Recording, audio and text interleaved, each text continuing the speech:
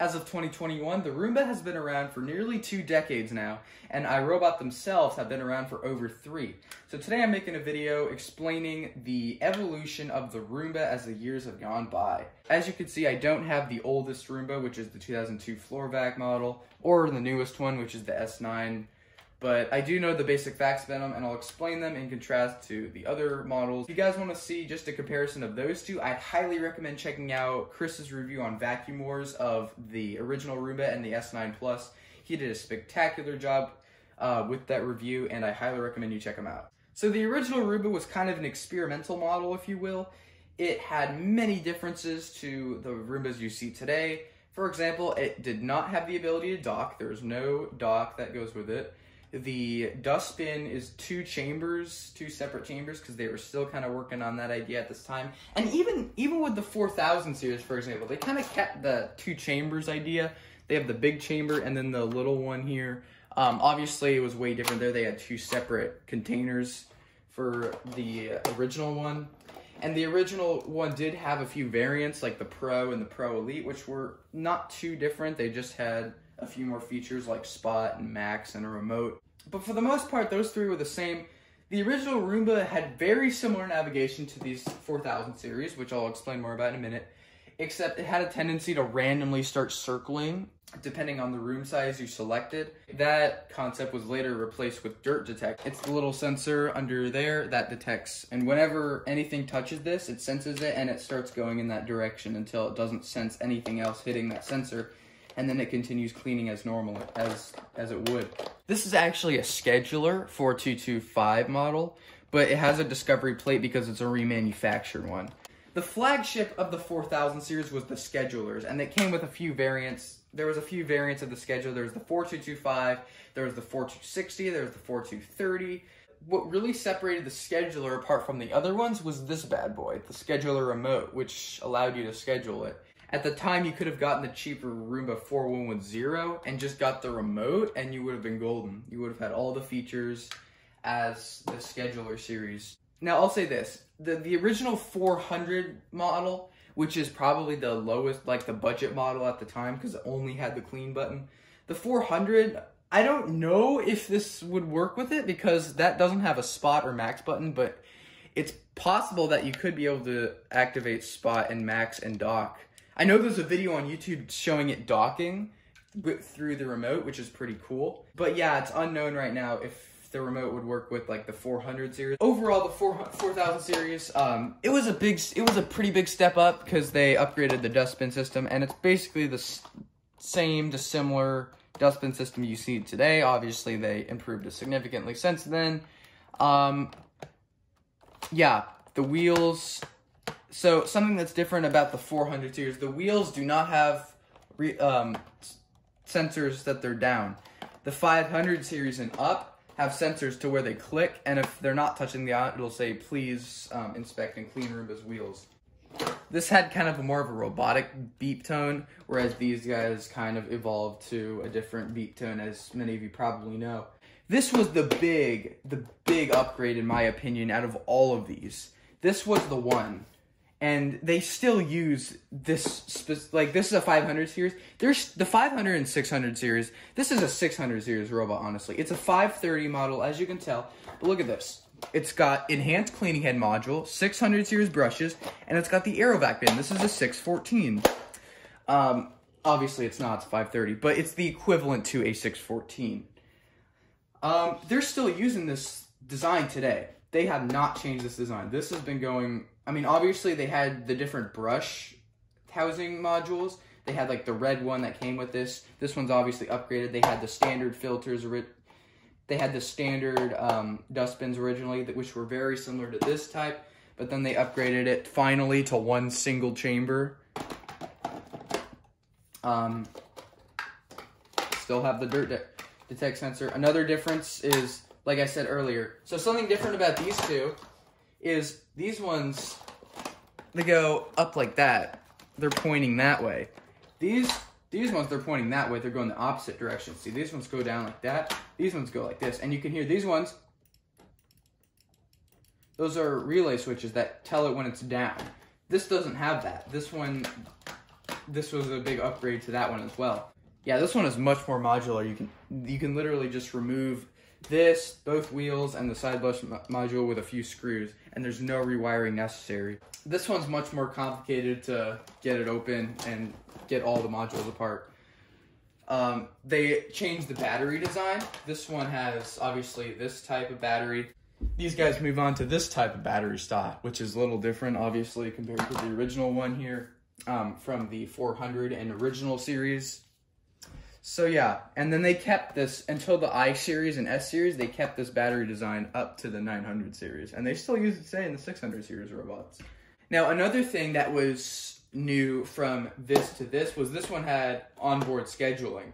Now, this one specifically is the 530, which doesn't have scheduling, but the 560, for example, has it where there's buttons on here, and you can actually schedule it on here, which is much more convenient than doing the remote for this guy. So that was another big change.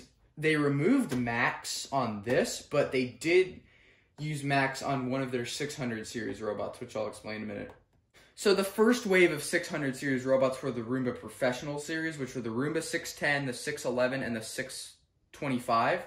So those ones were a little different. They had Max. They had a huge case of like parts and spare parts and stuff.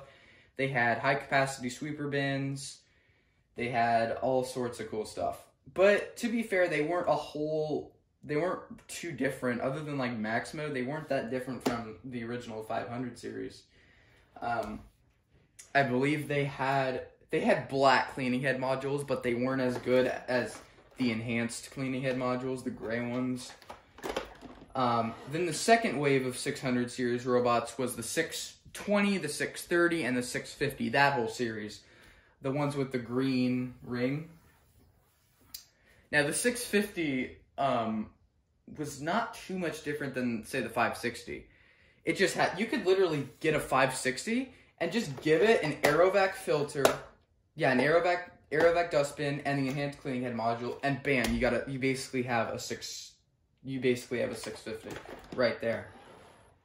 So yeah, that being said, very, very little change, if not none, from this to the 600 series. And then there's wave 3 of the 600 series, which is like 675, the second generation 614, which is basically looks like the 675. There was a few weird versions of the 600 series, like the 690 and the 692 and the 694. Those were all structured, like on the surface they looked much different, but under here, everything underneath the cleaning design, basically the same thing. If not very, very minor tweaks, but otherwise very much the same. That's basically it for the 500 and 600 series. I don't have a 700 series robot, but the main thing that changed with the 700 series robots still use the same enhanced cleaning head module. This stayed the same. The thing that changed, the big change with the 700 series was dustbin. It was the first Roomba to use HEPA filters, and it had 2 on each side, and those were good for like dust and pollen and stuff, and they still use that today. Other than that, again, not very much change. They still had onboard scheduling.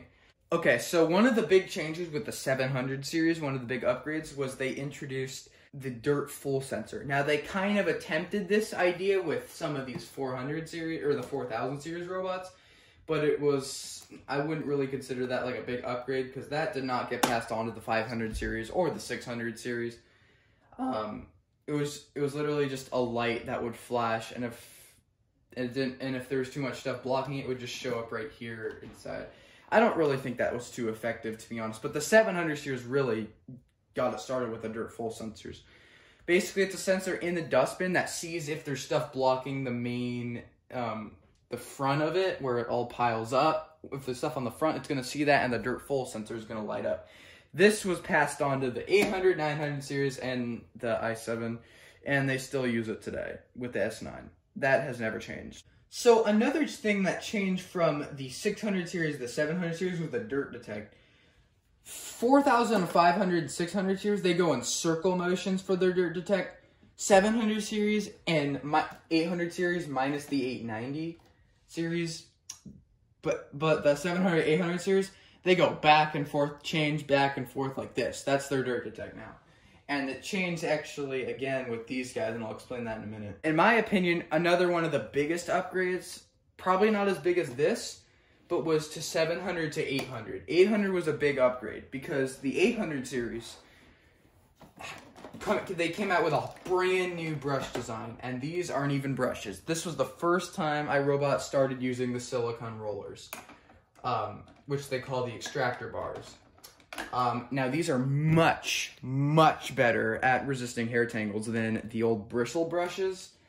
Now the original Roombas, all the Roombas up to the 800 series had a beater bar, which is the rubber one, and the bristle brush. Dual brushes, that stayed the same throughout. That was not changed. Only like the structure of it the same, but the whole idea of the two brushes never changed. They always did that. Unless you count the Roomba combo, but I hate that thing. Another thing that got changed with the 800 series, the battery stayed the same. Most of it stayed the same, but they upgraded to different dustbin. This is the AeroForce system, which is different. This one's full right now. Just ran it yesterday, and it's empty still. They changed the 2 filters to 1 big filter from the 700 series. And yeah, the 800 series was another great upgrade. Another thing is, I'm not sure if they did this with the 700 series too, but they added 2 more rear cliff sensors, whereas these ones don't have it. See, no rear cliff sensors. This one has 2 in the bottom. I don't know if that started with 700 or 800 series, but I think it was the 800 series, but correct me if I'm wrong. This is when they started using the front of the bumper started being rubber now, which really helped with not scratching furniture and not scratching itself. So next we got the 900 series, and this, before I begin this 900 series robot, this is a 985.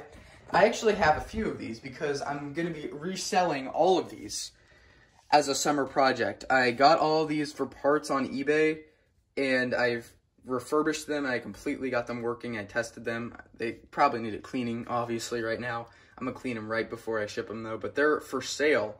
So if you guys are looking for a Roomba, definitely check those out. I'll leave a link to my eBay in the description if you guys want to see that. So the Roomba 980 was not only the first smart navigation Roomba from iRobot, but it was also the first Wi-Fi enabled Roomba. And at the time, everyone was after it. Like, even today, it's still a great vacuum. So in terms of navigation, the 900 series had everything the other ones had in iAdapt 1. iAdapt 2 was just the addition of the smart navigation with the camera and the floor tracker on the bottom. So since this is now smart navigation, you can't go back and forth because that'll cause it to lose its spot in its navigation. So now with the smart navigation, it just goes forward, back, and then resumes. And that stayed the same with this and the S9. They obviously removed the scheduling, onboard scheduling on here because now you can do it in the app. You can adjust the power settings in the app. You can have it. Fun fact, the 980 series and the S9 are the only ones to have power settings. You can change the power settings. The i7 only has 1 because it wasn't, I mean, I guess it was a flagship at the time. At one time, it was a flagship. But yeah, not sure why they never added power settings to the i7, but I'm fine with it. It still cleans fantastic. So the i-series, the i7 was the first Roomba to use the automatic dirt disposal bin. The i-series and s-series were an upgrade off of the previous 900 series because they used iAdapt 3.0 imprint as opposed to iAdapt 2.0 or the iAdapt 1. The I and S series were much more efficient with navigation, and I've seen that actually with these two. But I think the biggest difference was this. Now the imprint, you have so much more flexibility because you get no-go lines, you get room select, you get multi-floor mapping, you get all of that with the app, and it's so much better. I use it all the time. It's one of my favorite things about this. When you vacuum with the 900 series, you have to vacuum the whole house at once, which could kind of suck, and there's no-go lines, there's none of that. So I think this was a very necessary and very much needed upgrade that I'm glad they did. And then the cleaning systems between these two are different, and they completely changed the dirt bin design again. So this still uses an AeroForce cleaning system. These look very similar. This uses a different type of bar. This one's the same. This one's a little different, more like the beater brush design.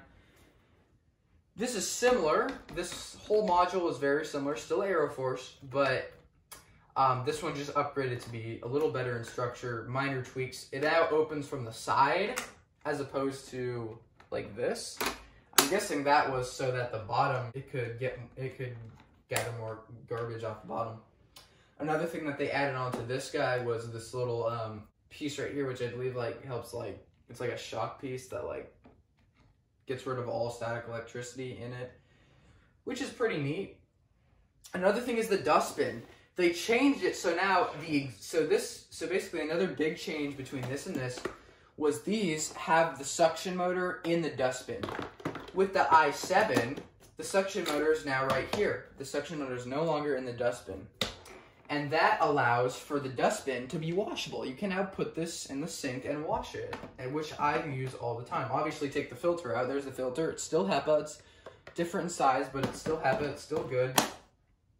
And then this uses the same this uses the same filter as the 800 series.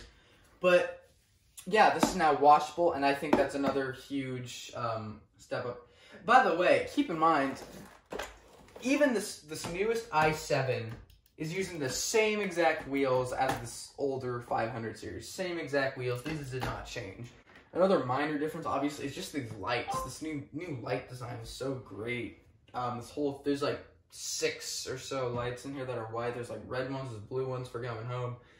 This is obviously a minor upgrade and not too big of a deal compared to like this was just green, white, but I think it's pretty cool. It's very futuristic in my opinion. The E series is no different than the I series.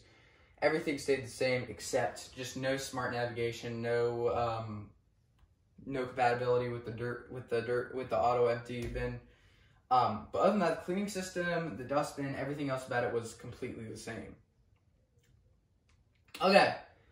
Moving on to the S9. The S9 was another huge change. Honestly, these are all huge changes. Like that's just the whole point of the video, how much this thing changed over time. The S9 was the first Roomba, the first and only Roomba as of now to have a D shape, which allowed for a wider brush roll positioned towards the front. They redid the side brush design. It's now different. The dirt bin is now located inside the lid. There's a big lid, and the dirt bin is right inside of there. That's also compatible with the dock is completely different now because they had to redo the dock. The dirt bin, self-empty bin itself is no different than the i7 series, but the bottom part where the contacts are, obviously that has to be different because the contacts are in a completely different spot.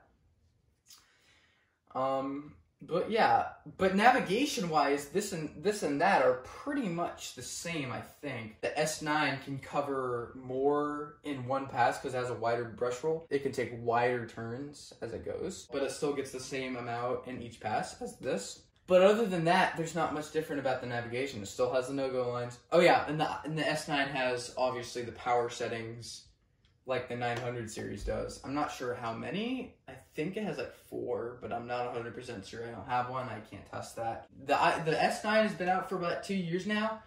I'm really curious to see what iRobot's next new flagship is going to be. I'm really excited for it. I don't think it'll be anytime soon, but I'll be definitely looking forward to it. So yeah, and I guess I'll talk about the combo one. I don't really count the combo one as a Roomba, to be honest. It's just a rebranded D-Bot. It's not even a Roomba. I don't even, yeah. It's not available in the US, so it's not a huge deal, but I just thought I'd bring that up.